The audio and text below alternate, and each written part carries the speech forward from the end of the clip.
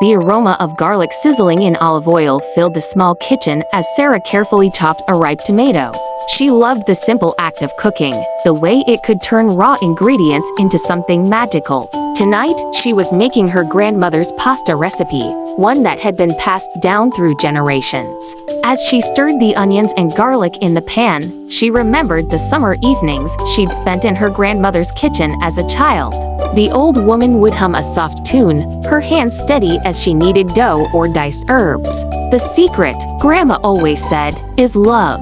Cook with love, and it will taste better every time. Sarah smiled at the memory as she poured the tomatoes into the pan, watching them bubble and soften. She added a pinch of salt, a dash of pepper, and a sprig of fresh basil from the plant on her windowsill. The colors danced together in the pan, a symphony of reds and greens.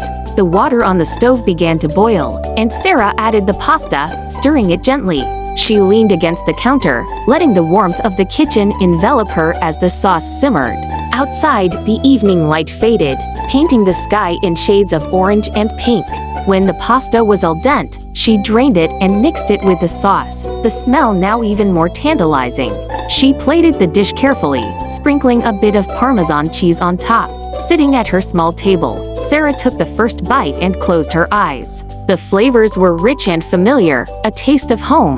For a moment, she felt as though her grandmother was there with her, sharing the meal and reminding her of the joy found in the simplest things. Cooking wasn't just about food, Sarah thought. It was about connection, memory, and love, a recipe she hoped to pass on someday.